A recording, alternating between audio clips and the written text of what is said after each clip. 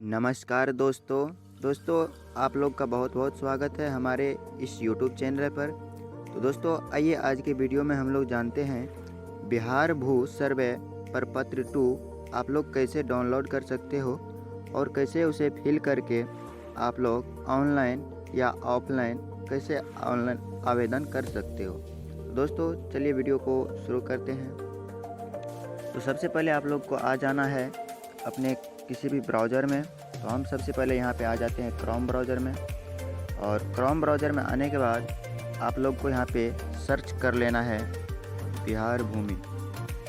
ठीक है दोस्तों, बिहार भूमि सर्च करने के बाद यहाँ से एक ऑप्शन आ जाएगा खुल के, लैंड रिकॉर्ड बिहार। आप लोग को इस पर क्लिक करना है, और इस पर क्लिक करने के बाद दोस्तों यहाँ पे एक ऑप्शन आएगा, इस प्रकार से ऐड आ जाएगा। आपको यहाँ पे नीचे में एक क्लोज का ऑप्शन दिखाई देगा, आपको उस पर क्लिक करके इस ऐड को क्लोज कर लेना है। अब आप लोग के सामने बहुत सारा ऑप्शन खुल के आ जाएगा। तो आप लोग को क्या करना है, हम जूम करके दिखा देते हैं।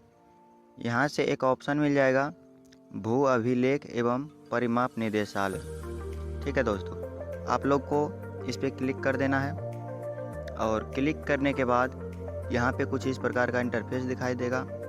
तो आप लोग को सिंपल सा यहाँ पे एक ऑप्शन मिल जाएगा ऊपर में, स्व घोषणा हेतु प्रपत्र 2 यहाँ डाउनलोड करें, और उसके साइड में यहाँ पे एक नीचे की ओर एरो का निशान मिल जाएगा। तो आपको यहाँ पे क्लिक करके इसे डाउनलोड कर लेना है, और डाउनलोड करने के बाद यहाँ पे ये कुछ इस प्रकार से दिखाई देगा। अब हम बात कर लेते हैं इसको फिल कैसे करना है। तो दोस्तों सबसे पहले यहाँ पे पूछ रहा है राजस्व ग्राम। तो दोस्तों आपका ज़मीन जिस भी ग्राम में हो उस ग्राम का, उस गांव का नाम लिख लेना है यहाँ पे। उसके बाद यहाँ पे पूछ रहा है थाना नंबर। ठीक है दोस्तों, थाना नंबर में आपको थाना नंबर भर देना है। आपको थाना नंबर कहाँ से मिलेगा तो मैं बता देना चाहता हूँ, आप लोग अपनी रसीद पे देख सकते हो, वहाँ से आप लोग को थाना नंबर और हल्का नंबर भी मिल जाएगा। उसके बाद हल्का नंबर भर लेना है यहाँ पे, और उसके बाद पुलिस थाना पूछ रहा है। तो पुलिस थाना तो आप लोग को पता ही होगा, आप लोग को फिल कर लेना है। उसके बाद अंचल फिल कर लेना है। उसके बाद दोस्तों यहाँ पे ज़िला भर लेना है। ठीक है, और उसके बाद नीचे में पूछ रहा है रैयत का नाम एवं सह हिस्सेदारों का नाम एवं अंश अगर कोई हो सहित एवं पिता का नाम। ठीक है दोस्तों, यहाँ पे आप लोग को मैं बता देना चाहता हूँ, यहाँ पे पूछ रहा है जिसके नाम से ज़मीन है और जो उसके हिस्सेदार है, ठीक है, उसको जो है यहाँ पे लिखना है। मान के चलिए अगर किसी को 2 बेटा है, ठीक है, और ज़मीन जो है दोनों के पिता के नाम से है, और पिता अगर मर गए हैं और ज़मीन ये दोनों भाई आपस में बांट लिए हैं, तो यहाँ पे क्या लिखना है मैं आप लोग को बता देना चाहता हूँ। यहाँ पे एक बेटा का नाम फर्स्ट वाले बॉक्स में लिखना है, और उसके आगे में आप लोग को लिखना है, जैसे कि अगर 2 हिस्सा में बटा है तो अंश हो जाएगा 1/2, मतलब 1/2।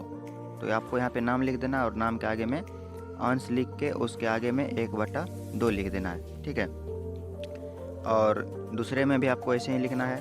उसके बाद जो है अस्थाई पता लिख लेना है, मतलब उसका बेटा जो है कहाँ पे रहता है, जो जहाँ पे रहता है उसका पता लिख लेना है यहाँ पे। उसके बाद खाता नंबर यहाँ पे फर्स्ट कॉलम में लिख लेना है। खेसरा नंबर, यहाँ जो 3 नंबर ऑप्शन दिखाई दे रहा है उसके नीचे में जो कॉलम बना हुआ है उसमें आप लोग को खाता नंबर लिखना है। उसके बाद खेसरा नंबर। उसके बाद यहाँ पे रकबा पूछ रहा है, तो आपका ज़मीन कितना डेसिमल में है वो आपको यहाँ से भर देना है। अगर आपका ज़मीन एकड़ में है तो एकड़ में लिख सकते हैं, या अगर एकड़ से कम है तो 0 दशमलव जितना डेसिमल है उतना लिख सकते हो।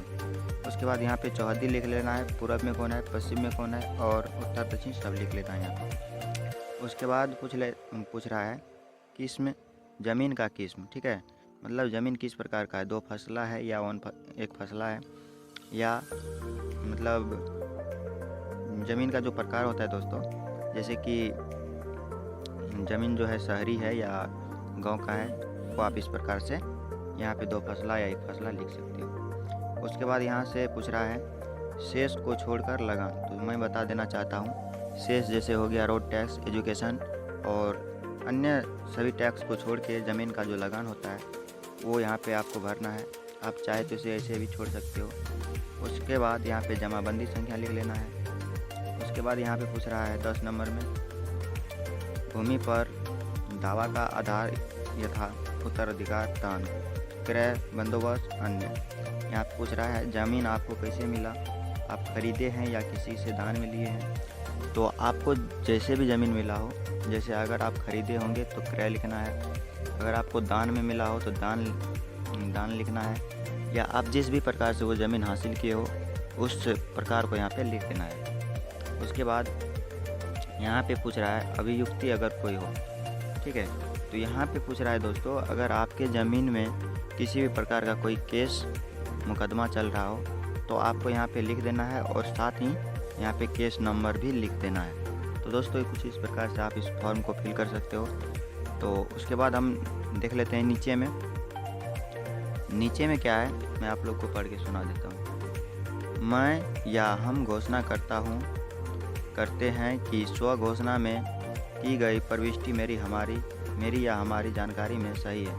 स्व घोषणा में किसी गलत प्रविष्टि के लिए मैं या हम जवाबदेही हूँ या है। उसके बाद नोट में यहाँ पे लिखा है, इस प्रपत्र को 2 प्रतियों में दाखिल किया जाएगा। एक प्रति आवेदक को प्राप्तकर्ता, प्राधिकारी या कर्मी द्वारा हस्ताक्षर तथा आवेदन की तारीख एवं क्रमांक अंकित कर प्राप्ति के प्रमाण के रूप में लौटाया जाएगा। यानी कि ये जो पत्र है इसका 2 कॉपी होगा, जिसमें कि एक पे जो है जमीन विभाग के अधिकारी जो होते हैं वो जो है अपना सिग्नेचर और करके सब कुछ करके मोहर लगा के एक आपको देंगे और एक वो रखेंगे। उसके बाद दोस्तों यहाँ पे स्थान लिख देना है, तिथि लिख देना है, और यहाँ पे रैयत का हस्ताक्षर या अंगूठा, यानी कि रैयत अगर दस्तखत करता है तो दस्तखत करवा लेना है दोनों से, जितना भी रैयत है सबसे यहाँ पे दस्तखत करवा लेना है, या अगर निशान देता है तो निशान ऊपर में ले लेना है। उसके बाद दोस्तों यहाँ पे मोबाइल एवं आधार संख्या पूछ रहा है, तो ये भी आपको नीचे में लिख देना है, ठीक है। तो